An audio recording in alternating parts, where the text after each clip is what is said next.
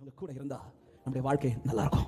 இவங்க கூட இருந்தா நம்ம வாழ்க்கை கிறிஸ்துவுக்கு நேராய் போகும். இவங்க கூட இருந்தா நம்முடைய வாழ்க்கை இடராமல் நடந்து கொண்டிருக்கும். இப்படிப்பட்ட சுபாவத்தை உடைய ஒருவன் நீங்க வீட்டில் இருப்பீங்கன்னா உங்கள் நிமித்தம் உங்கள் கூடாரம் ரட்சிக்கப்படும். உங்கள் நிமித்தம் உங்கள் கூடாரம் சபையில வந்து ஆராதிக்கும்.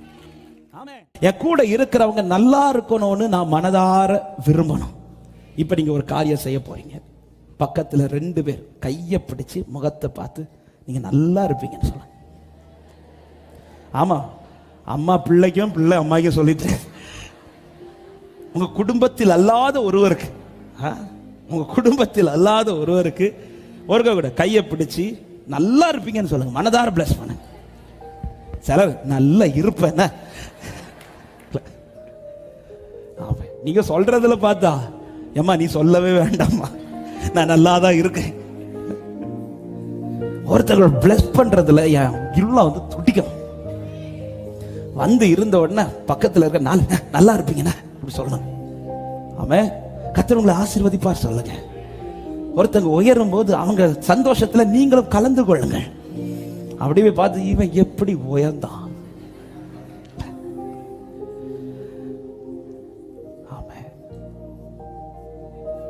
மற்ற மத ஜனங்கள்கிட்ட வெளிப்படுறது கூட யார்கிட்ட வெளிப்படல தெரியுமா? என்ன மாதிரி கோரஸா சொல்றீங்க? பெந்தேகோஸ்து மக்கள் உண்மைதான். மற்ற மக்கள் கூட இந்த வழியில எல்லாம் பார்த்தா கொஞ்சம் சிரிப்பாங்க நம்மளை பார்த்து. ஆனா சில மக்கள் இருக்காங்க பாருங்க, இந்த நகை போடாம தான் இருப்பாங்க. பாஸ்டர்னு தெரியும். சில இந்த ஏர்போர்ட்ல எல்லாம் பார்க்கும்போது, ஏதாவது ரயில்வே ஸ்டேஷன்லாம் பார்க்கும்போது மற்ற மக்கள் கூட பாஸ்டர்னு தெரிஞ்சு ஒன்னு பிரைஸ் எல்லாம் சொல்லுவாங்க, இல்ல சிரிப்பாங்க போயிடுவாங்க. ஆனா இந்த பெந்தேகோஸ்து மக்கள் இருக்காங்க தெரியும், சிரிக்கவே மாட்டாங்க. என்ன சிரிச்சு அவங்க பரிசுத்தவங்க பல்லு கீழே அடுத்தவங்க நல்லா இருக்கிறத பார்த்து ரசிக்கணும், பார்த்து ரசிக்கணும். இயேசு நாமத்தில் ஒரு வார்த்தை தைரியமா சொல்றேன். நீங்க அடுத்தவங்க வளர்ச்சியில நீங்க சந்தோஷப்படுறீங்கன்னா உங்க வளர்ச்சிய கர்த்தர் மகிமையா மாத்திட்டே இருப்பார். இது சாட்சி. உங்க தலைமுறையுடைய லைஃப் இருக்குல்ல, ஆண்டவர் வந்து ரொம்ப மகிமையா நிறுத்துவார், ரொம்ப மகிமையா நிறுத்துவார். அடுத்தவங்க வளர்ச்சியில நீ சந்தோஷப்பட்டு பாரு. ஆமென். மோசையை பாருங்க. மோசைக்கு விரோதமா இப்ப மிரியாமு ஆரோன்னு எழும்புறாங்க. என்ன கோவம்னா, ஆண்டவர் அவன்கிட்ட மட்டும் தான் பேசுவாரா? அவன் யாரு தெரியுமா? யாரை கல்யாணம் பண்ணி இருக்கிறான் தெரியுமா? அப்படி கோவப்பட்டு இருக்கிறாங்க. எங்க முதல்ல இஸ்ரவேல் ஜனங்களை வெளியில கொண்டு வந்த உடனே அவங்க முன்னாடி நின்று வர்ஷிப் நடத்தினது யாரு? ஹலோ ஸ்திரீகளே, நீங்க தான் சொல்லுங்க. மிரியாம். மோசே கோவப்பட்டாரா? இல்ல. மோசே விடுறார், பாடுக்கா நீ ஆராதிக்கா. எங்க மோசே கஷ்டப்பட்டு யுத்தம் பண்ணி பாவரன்ட்ட போய் நின்று பேச முடியாதவன் கஷ்டப்பட்டு தான் பேசி எடுத்து ஆண்டவர் அவன் மூலமா இப்ப ஜனங்களை வெளியில கொண்டு வந்த உடனே மோசே அக்கா போய் உட்காரு, நான் தான் கொண்டு வந்து நான் தான் பாடணும் சொல்லியிருக்கணும்ல. மிரியாம் பாட தொடங்கின மோசே கூட்டத்தோட சேர்ந்து கை தட்டி பாடுறாரு. பாடுக்கா நீ பாடுக்கா. மோசே சொல்ற, ஆண்டவரே என்னால பேச முடியாது ஆண்டவரே. ஆண்டவர் சொல்றாரு, ஆரோன் நான் உனக்கு வச்சிருக்கிறேன், ஆரோன் பேசுவான். நீங்க பாத்தீங்கன்னா அநேக அற்புதங்களை எகிப்துக்குள்ள யாருதான் செய்ய வைப்பார்னா ஆரோனை கொண்டு தான் செய்ய வைப்பார். கோலை கொண்டு மோசே ஆரோன்ட்ட தான் கொடுப்பார். ஆரோன் போடு. இல்ல ஆண்டவரே ஆரோன்ல நான் நீங்க என்கிட்ட கூப்பிட்டீங்கன்னா ஆரோன் செய்ய விட்டதும் மோசே சந்தோஷப்படுறார். இப்ப மோசே கொஞ்சம் ஆண்டவர் கிட்ட பேசுறத பார்த்ததும் மிரியாமுக்கும் ஆரோனுக்கும் பொறுக்க முடியல. ஆண்டவர் உடனே சொன்ன வார்த்தை என்ன தெரியுமா? மோசே பத்தி மட்டும் பேசாத, அவன் என் வீட்டுல எங்க உண்மை உள்ளவன்பா. என்ன அர்த்தம்? உன் வளர்ச்சியை கண்டு அவன் சந்தோஷப்பட்டவன்பா, நீ அவன் வளர்ச்சியை கண்டு பொறாமப்பட்டிருக்கிறியா? ஆண்டவர் மிரியாம முகத்தை விட்டு தள்ளிட்டாரு, பாளையத்துக்கு புறம்பா உட்கார வச்சுட்டாரு. ஒரு காரியத்தை நல்லா புரிஞ்சுக்கோங்க. அடுத்தவங்க வளர்ச்சியை கண்டு நான் பொறாமப்படுறேன்னா நான் தேவனுடைய முகத்துக்கு புறம்பாக்கப்படுவேன் என்பது உறுதி. இந்த வார்த்தை சாபம் அல்ல, இது சத்தியம். ஒருத்தங்க வளர்றத பார்த்து எனக்கு பொறாம வருதுன்னா மிரியாம பாளையத்தை விட்டு வெளித்தள்ளிட்டாரு. என் மோசையை பத்தி ஒன்னும் பேசிடாத, உங்களுக்கு அவன் திக்குவாயின்னு தெரியும்.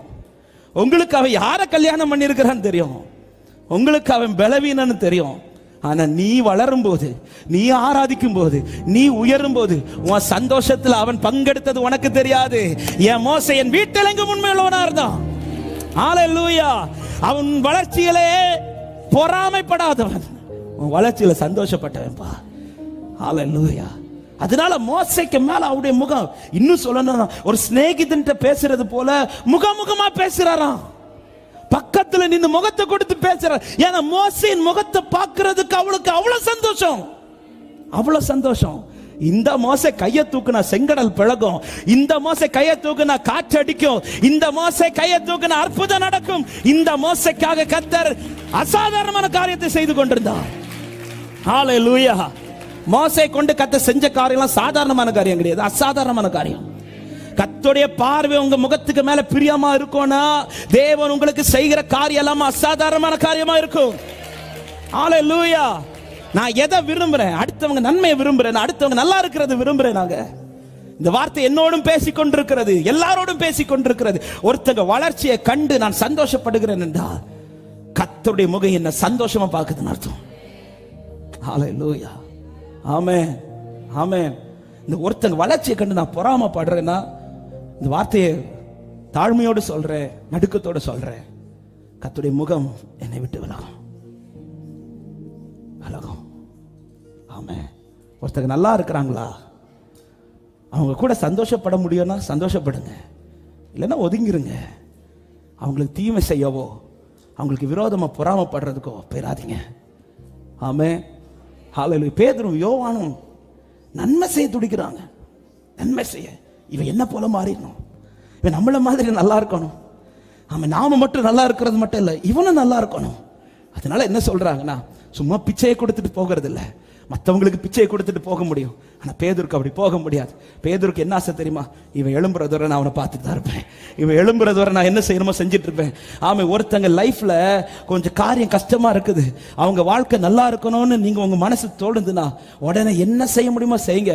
ஒருவேளை பணம் கொடுத்து உதவ முடியாது, கூட நின்று உதவ முடியாது, ஆனா உங்களால ஜெபித்து உதவ முடியும், உங்களால ஜெபித்து நிற்க முடியும். நீங்க ஜெபித்தால் அவர்கள் வாழ்க்கை நல்லா இருக்கும், நீங்க ஜெபித்து அவங்க வாழ்க்கை நல்லா இருப்பாங்க. ஆமென். ஹல்லேலூயா. அவங்க நல்லா இருக்கணும்னு பாருங்க. அடுத்தவங்க பிள்ளைங்க நல்லா உயரும் போது அந்த பிள்ளைங்க ஸ்தோத்திரம் பண்ணுங்க. அந்த பிள்ளையை காட்டிட்டு நம்ம பிள்ளை ஒரே திட்டு, நீ அவரை பாத்தியா, அவனோட உன்னை இந்த காலேஜில் நல்லா தான் படிக்க வச்சு. அடுத்தவங்களை பார்த்து பார்த்து பார்த்து பார்த்து. உண்மையிலே சொல்றேன், நிறைய விஷயங்கள் நம்ம அடுத்தவங்களை பார்த்து பொறாமப்பட்டு நிறைய ஆசீர்வாதங்கள் நாமளே தடுத்து தருவோம். ஆமென். அடுத்தவங்க வளர்ச்சியில சந்தோஷப்படுங்க. இரண்டாவது, இந்த யோவான் பேதுரு செய்த காரியம். 4வது வசனத்தை வாசியுங்கள். பேதுருவும் யோவானும் அவனை உற்று பார்த்து எங்களை நோக்கி பார். இந்த வார்த்தை நல்லது, எங்களை நோக்கி பார் அப்படி சொல்றாங்க. எங்களை பார்ப்பான்னு சொல்லி அவங்கள பார்க்க வச்சுட்டு அவங்க யாரை காண்பிக்கிறார்கள் என்றால் 6வது வசனத்துல இயேசு கிறிஸ்துவை காண்பிக்கிறார்கள். தன்னை ஏற்படுத்தினவருக்கு மகிமை உண்டாக்க விரும்புகிறவன் செய்கிற அடுத்த காரியம், மற்றவர்களுக்கு முன்பாக தன்னை காண்பிக்க மாட்டான், தன் மூலமாய் கிறிஸ்துவை காண்பிப்பான். ஹல்லேலூயா. இன்னைக்கு அடுத்தவங்கள்ட்ட நான் எதை காணிக்க துடிக்கிறேன்? என்னை காண்பிக்க துடிக்கிறேனா, என்னுடையவைகளை காண்பிக்க துடிக்கிறேனா, என் பணத்தை காட்ட துடிக்கிறேனா, என் அந்தஸ்தை காண்பிக்க துடிக்கிறேனா, என் குடும்பத்தை காண்பிக்க துடிக்கிறேனா, அல்லது எனக்கு இவைகளை எல்லாவற்றையும் தந்த என் இயேசுவை காண்பிக்க துடிக்கிறேனா? ஊழியம் செய்கிற சகோதர சகோதரிகளுக்கு சொல்லுகிறேன், ஆமென். ஊழியத்திலே நீங்கள் உங்களை காண்பிப்பதற்காக அல்ல தேவன் அழைத்தது, ஊழியத்திலே தேவனை நாம் காண்பிப்பதற்காகவே தேவன் நம்மை அழைத்திருக்கிறார். வேலை பார்க்கிற இடத்துல அன்பு சகோதர சகோதரா, உங்களுடைய மேன்மைகளை காண்பிப்பதற்கல்ல கர்த்தர் உங்களை அந்த இடத்துல வைத்திருப்பது, உங்கள் மூலமாய் கிறிஸ்துவை காண்பிக்க கர்த்தர் விரும்புகிறார். ஆமென். என்ன பாருன்னு சொல்லிட்டு அவங்க யாரை காண்பிக்கிறாங்கன்னா கிறிஸ்துவை காண்பிக்கிறார்கள். கிறிஸ்துவை நாம் நம்முடைய வாழ்க்கையில காண்பிக்கணும்னா கிறிஸ்து வெளிப்படுகிற கிரியைகளை நம்மிடத்தில் வெளிப்படுத்தணும். இங்கே அவர்கள் அப்படி என்ன கிரியைகள் வெளிப்படுத்தினார்கள்? ஒரே ஒரு கிரியை நான் சொல்ல விரும்புகிறேன். இப்பொழுது கிறிஸ்துவை அவர்களுக்கு காண்பிக்க அவர்கள் செய்கிற காரியம், அவனிடத்தில் ஒரு வார்த்தையை சொல்லுகிறார்கள். அதுதான், வெள்ளியும் பொன்னும் எங்களிடத்தில் இல்லை, என்னிடத்தில் உள்ளதை உனக்கு தருகிறேன், நசரனாகிய இயேசு கிறிஸ்துவின் நாமத்தினாலே நீ எழுந்து நட என்று சொன்னார்கள். சொன்ன உடனே அடுத்த வார்த்தை, வலது கையினால் அவனை பிடித்து தூக்கி விட்டான். உடனே அவனுடைய கால்களும் கரடுகளும். இந்த வார்த்தை நல்ல கவனிங்க. கிறிஸ்துவை வெளிப்படுத்த இங்க இவர்கள் செய்த என்ன தெரியுமா? இவங்க பேசுற வார்த்தை அவனை முடங்க பண்ணவில்லை, அவனை பலன் கொண்டு எழும்ப பண்ணினது. ஹல்லேலூயா. என் வாழ்க்கையில கிறிஸ்துவை வெளிப்படுத்துறதுக்கு என் வார்த்தை ரொம்ப முக்கியம். நான் ஒருத்தங்கள்ட்ட பேசும்போது அந்த வார்த்தை எப்படிப்பட்ட வார்த்தையா இருக்கிறது? நான் பேசுற வார்த்தை ஒருத்தங்களை முடங்க பண்ணுதா, அல்லது நான் பேசுற வார்த்தை ஒருத்தங்களை பலன் கொள்ள வைக்குதா? ஆமென். கிறிஸ்துவை காண்பிக்க விரும்புகிறவன் வாயில என்ன வார்த்தை வெளிப்படும் தெரியுமா? அடுத்தவங்களை முடங்க பண்ணுகிற வார்த்தை அல்ல, அடுத்தவங்களை கிறிஸ்துவுக்கா எழும்ப பண்ணுகிற வார்த்தை. ஆமென். ஹல்லேலூயா. எத்தனை பேருக்கு இந்த வார்த்தை புரிகிறது என்று தெரியவில்லை. புரிகிறவர்களுக்கு நான் ஆண்டவரை ஸ்தோத்திரிக்கிறேன். சபை இதிலே பழகணும். ஒருத்தங்கள்ட்ட நான் பேசும்போது அவங்களுக்கு என்ன பலன் உண்டாகணும் தெரியுமா? கிறிஸ்துவுக்குள்ள பலன் உண்டாகணும். அதை பேசுங்கள். சபையில ஒருவர் பேசும்போது, ஒருத்தங்கள்ட்ட நீங்க போய் பேசும்போது உங்க பேச்சுல அவங்களுக்குள்ள பலன் உண்டாகணும். அவங்களுக்கு இருக்கிற பலன் குறையக்கூடாது. ஆமென். இங்க பலன் வந்ததும் அவன் துள்ளி சாடி எழும்புறான். நம்ம கிட்ட சில பேச வந்ததுமே ஓடி தெரிச்சு ஓடுறாங்க. ஏன்னா இருக்கிற பலனே அத்துதான். நம்ம கிட்ட பேசும்போது, அதனாலதான் பைபிள் சொல்லுது, 2 பேர் கூடி பேசும்போது கர்த்தர் அதை கவனித்து கேட்கிறார். என்ன பேசுறோம்? ரொம்ப ஜாக்கிரதை. நம்முடைய பேச்சு நிமித்தம் ஆண்டுடைய முகம் நம்மளை விட்டு விலகிடக்கூடாது. ஏன் இந்த வார்த்தையை சொல்றேன்னா, யோபுவின் புஸ்தகம் 42வது அதிகாரத்தில், ஆமென், ஆண்டவருக்கு பயங்கரமான ஒரு கோபம். என்ன கோவம்னா, யோபின் சிநேகிதர்கள் வாய்க்கு வந்த மாதிரி பேசிட்டாங்க. ஆமென். விஷயம் புரியாம பேசிட்டாங்க. 8வது வசனத்திலே சொல்லப்படுகிறது, அதில் நடுப்பகுதியில், என் தாசனாக யோபு உங்களுக்காக வேண்டுதல் நான் அவன் முகத்தை பார்த்து உங்களை உங்கள் புத்தியினத்துக்கு தக்கதாக நடத்தாதிருப்பேன். என் தாசனாகி யோபு பேசினது போல், என் தாசனாகி யோபு பேசினது போல நீங்கள் என்னை குறித்து நிதானமாய் பேசவில்லை. அதாவது இவங்க பேசின வார்த்தை எல்லாம் யோபுவை வந்து தளர பண்ணிட்டு தான் இருந்துச்சு. ஆமா. யோபு ஆரம்பத்தில் ஸ்தோத்திரம்னு சொன்ன யோபு பிற்பாடு ஆண்டவர்கிட்ட கேள்வி கேட்க காரணமே கூட இருந்து பேசினவங்க பேசின பேச்சினால. அன்பான தேவ ஜனமே, ஒருத்தங்க கொஞ்சம் கஷ்டத்துல இருக்கும்போது அவங்க கொஞ்சம் விசுவாசத்தோட தேவ சமூகத்தில் இருப்பாங்க. அந்த நேரத்தில் நாம் அவங்க கிட்ட பேசுற பேச்சு வந்து அவங்க விசுவாசத்தை வர்த்திக்க பண்ண வேண்டுமே அன்றி அவங்க விசுவாசத்தில் கேள்வி வந்துடக்கூடாது. வார்த்தையை நான் திரும்ப சொல்றேன். ஒருத்தவங்க கொஞ்சம் தளர்ந்து இருக்கும்போது அவங்க கொஞ்சம் விசுவாசத்தில் அப்படி பிடிச்சு நின்று இருப்பாங்க. நான் போய் அவங்க கிட்ட ஏதோ வார்த்தைகளை பேசும்போது அவங்களுக்கு இருக்கிற தேவன் மேல இருக்கிற விசுவாசம் வர்த்திக்க பண்ணப்பட வேண்டுமே அன்றி நான் பேசுறது நிமித்தம் தளர்ந்துடக்கூடாது. இங்க ஒரு வார்த்தை கடந்த நாள்ல ஆண்டவர் என்னோடு பேசினது. ஆண்டவர் முகத்தை அப்படி மொத்தமா யாருக்கு மேல திருப்பிட்டார் தெரியுமா? யோபு மேல. நண்பர்களுக்கு மேல கர்த்தருடைய பார்வை இருந்துச்சு. ஆனா இவங்க பேசி பேசி பேசி கர்த்தருடைய பார்வை அப்படியே மொத்தமா திருப்பிட்டாரு. என் வாயின் வார்த்தையினால என்ன பார்க்க வேண்டியவர் வேற ஆளை பார்க்க கூடாது. ஆமென். என் முகத்தை விட்டு என் ஆண்டவர் முகத்தை திருப்ப கூடாது. இதுல ரொம்ப ஜாக்கிரதை. எனவே வாயின் வார்த்தை ரொம்ப முக்கியம். ஆமென். தாவீதுடைய ஜெபம், ஆண்டவரே என் வாய்க்கு காவல் வைங்க ஆண்டவரே. தேவையில்லாத வார்த்தை பேசக்கூடாது. பலப்படுத்துகிற வார்த்தை. நான் ஒருத்தங்கிட்ட பேசுறேன்னா அவங்க அந்த பேச்சுல பலனடையணும். உங்க கால்கள் பலனடையணும், உங்க தளர்ந்து போன கைகள் பலனடையணும். ஆமென். அவங்க 2வது கூப்பிட்டு, சிஸ்டர் வாங்க சிஸ்டர், நீங்க பேசுறது எனக்கு சந்தோஷம். பிரதர் வாங்க பிரதர், நீங்க பேசுறது என்ன ஆவியில பலன், இப்படி சொல்லணும். ஹல்லேலூயா. என் வார்த்தைகள் ரொம்ப கவனம். இப்பொழுது பேதுரும் யோவானும் அவனை பேசுற பேச்சுல அவருடைய வாழ்க்கையில கிறிஸ்து மகிமைப்பட்டு கொண்டிருக்கிறார். நேரம் போகிறது. அடுத்து அவர்கள் செய்த காரியம் என்ன? 3வது அதிகாரம் 7வது வசனத்தை வாசிகள். அப்போஸ்தலர் 3:7. அவன் வலது கையை பிடித்து அவனை தூக்கி விட்டார்கள். 4வது அவங்க செய்யற காரியம், தளர்ந்து இருக்கிறவன, முடியாது இருக்கிறவன, எழும்ப முடியாமல் இருக்கிறவன கையை பிடிச்சு தூக்கி விடுறாங்க. இது ஒரு தேவ பிள்ளைக்கு அழகு. ஒருத்தங்க விசுவாசத்துல தளரும் போது, ஒருத்தங்க ஒரு விஷயத்துல தளர்ந்து இருக்கும் போது ஒரு தேவ பிள்ளை என்ன செய்யணும் தெரியுமா? அவங்க கூட நின்று அவங்கள தூக்கி பிடிக்கணும், அவங்கள தூக்கி விடணும். ஆமென். தூக்கிட்டு விடணும். சிலர்ல தூக்கி அப்படியே அடிச்சிருது. தூக்குற மாதிரி தூக்கி தப்புன்னு போட்டுறது. பேதுரு யோவானை தூக்கி விட்டார்கள், அவ்வளவுதான். அதுக்கப்புறம் துள்ளி குதிக்கிறது அவன் பார்த்துப்பான். அதுக்கப்புறம் கர்த்தர் செய்வார். ஒரு தேவ பிள்ளை தூக்கி விடணுமே தவிர தூக்கி எறியக்கூடாது.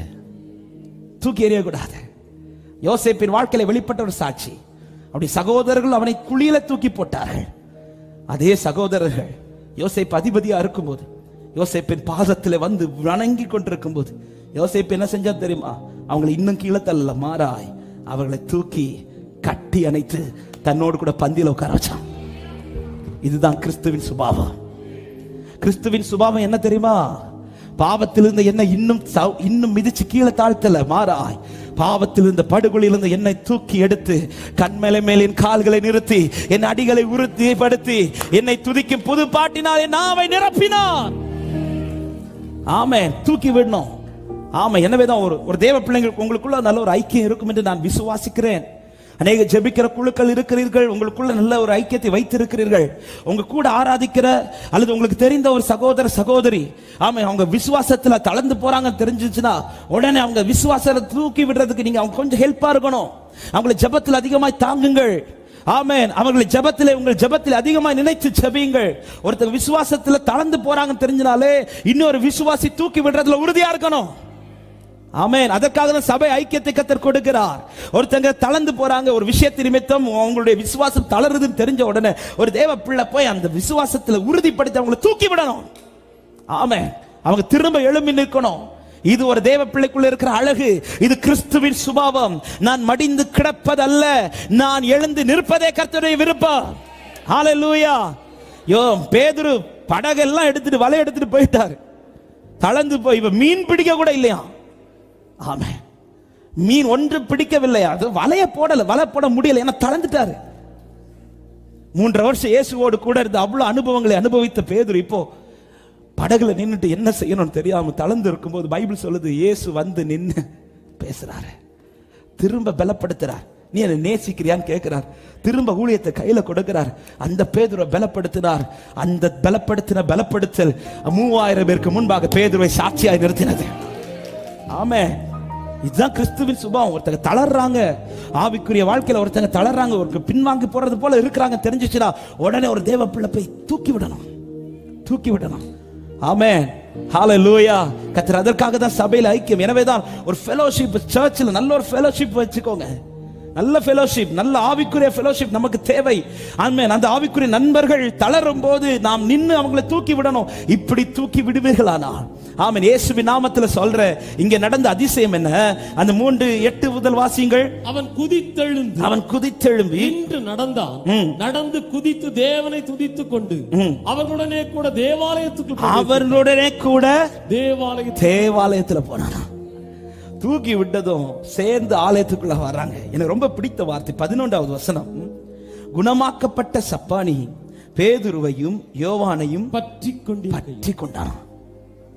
அவங்கள விடாம பிடிச்சிட்டான். ஆமென். அவன் கூடவே நம்ம கூட இருக்கிறாங்க, நம்ம சார்ந்து இருக்கிறவங்க நம்மளை பற்றி பிடிக்கணும். என்ன நம்பிக்கையில தெரியுமா? இவங்க கூட இருந்தா நம்முடைய வாழ்க்கை நல்லா இருக்கும். இவங்க கூட இருந்தா நம்ம வாழ்க்கை கிறிஸ்துவுக்கு நேராய் போகும். இவங்க கூட இருந்தா நம்முடைய வாழ்க்கை இடராமல் நடந்து கொண்டிருக்கும். இப்படிப்பட்ட சுபாவத்தை உடைய ஒருவன் நீங்க வீட்டில் இருப்பீங்கன்னா உங்கள் நிமித்தம் உங்கள் கூடாரம் ரட்சிக்கப்படும். உங்கள் நிமித்தம் உங்கள் கூடாரம் சபையில வந்து ஆராதிக்கும். ஆமென்.